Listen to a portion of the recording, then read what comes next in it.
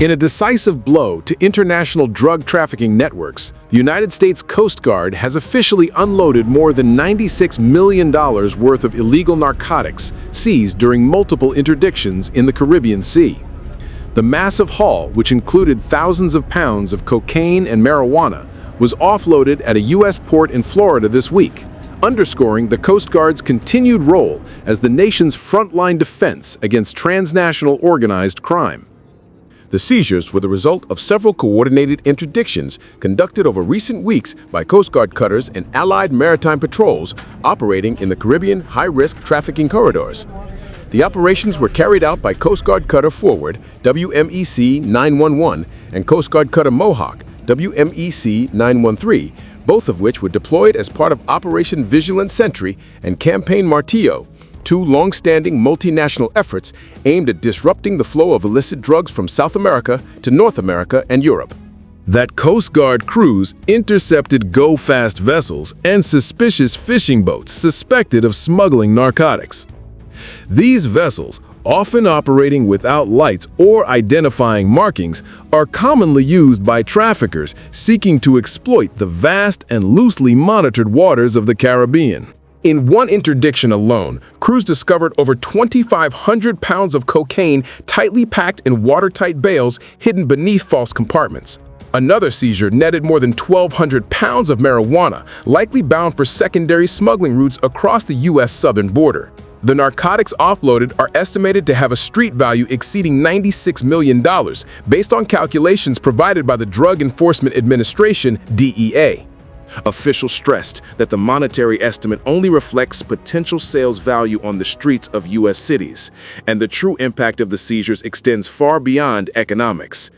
This represents millions of individual drug doses that will never reach our communities, never fuel addiction, and never line the pockets of violent cartels, said Rear Admiral Douglas Schofield, commander of the Coast Guard's 7th District. Every pound of narcotics taken off the water is a direct strike against transnational criminal organizations that profit from human suffering.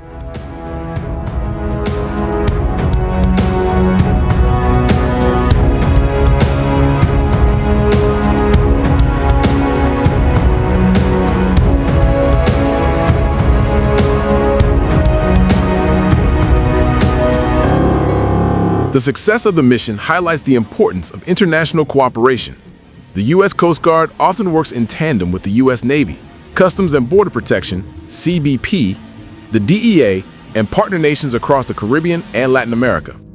Several of the recent interdictions were conducted with the support of Colombian and Dutch naval forces, who provided intelligence and surveillance support. The Joint Interagency Task Force South, JIAF South, based in Key West, Florida, played a key role in coordinating intelligence and directing interdiction assets to high-probability targets. These cartels operate across borders, so we must as well, explained Vice Admiral Linda Fagan, Commandant of the Coast Guard. Through partnerships, we amplify our reach and effectiveness. The $96 million we remove from circulation is not just a U.S. success, it's a victory for the entire region. Drug trafficking organizations have long exploited the Caribbean's geography for smuggling.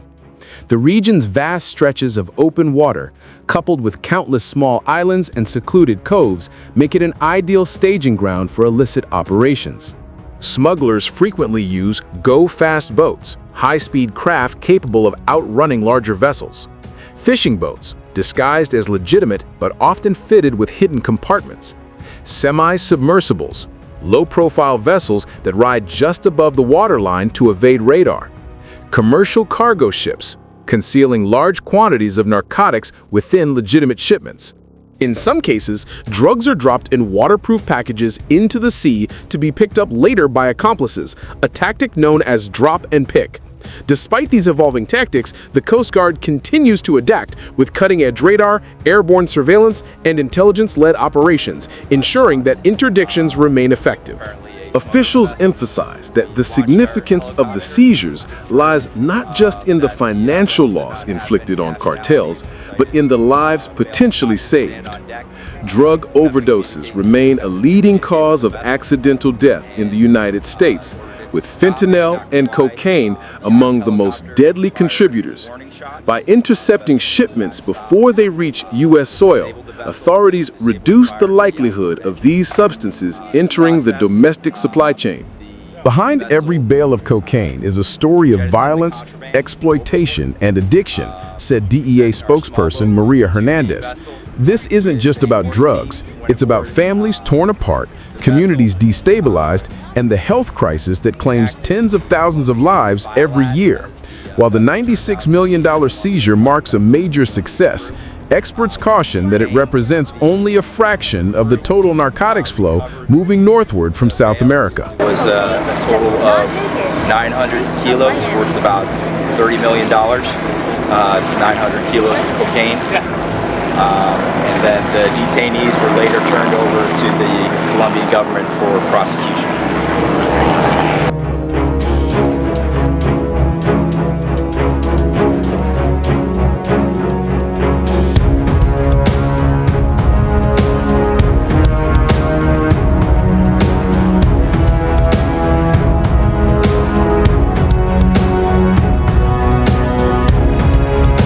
The United Nations Office on Drugs and Crime, UNODC, estimates that more than 1,200 tons of cocaine are produced annually, much of it destined for North America and Europe. Despite robust interdiction efforts, analysts believe that only 10 to 15% of total shipments are successfully intercepted. The latest seizure also carries strategic and political significance. The U.S. government has consistently framed maritime drug interdiction as both a law enforcement and national security mission, noting that cartels often used profits to fund weapons purchases, human trafficking operations, and destabilizing activities in fragile states. Members of Congress, particularly from Florida, have already praised the Coast Guard's efforts while calling for increased funding for maritime security. The offloading ceremony, held at Port Everglades in Fort Lauderdale, was deliberately public. Rows of white-wrapped bales, stacked like bricks of illicit fortune, were displayed on the dock as officials from the Coast Guard, DEA, and local law enforcement agencies addressed the press. The sight of millions of dollars worth of narcotics stacked in neat piles served as a powerful visual reminder of the Coast Guard's ongoing mission. Authorities have pledged to maintain and expand operations across the Caribbean and Eastern Pacific. Already, new deployments of Coast Guard cutters, patrol aircraft, and unmanned systems are being planned for the remainder of the year. At the same time, officials stress the importance of demand reduction efforts at home, emphasizing that interdictions alone cannot solve the drug crisis. The U.S. Coast Guard's successful interdiction and offloading of more than $96 million in illegal narcotics in the Caribbean stands as a major achievement in the ongoing fight against transnational organized crime. Yet even as officials celebrate this victory, they acknowledge the broader challenge remains daunting. The Caribbean will continue to serve as a battleground between smugglers and law enforcement, a maritime chessboard where each move could tip the balance. For now, however, the Coast Guard's latest operation has struck a heavy blow, delivering a clear message to traffickers that the sea, vast though it may be, offers no refuge from vigilance.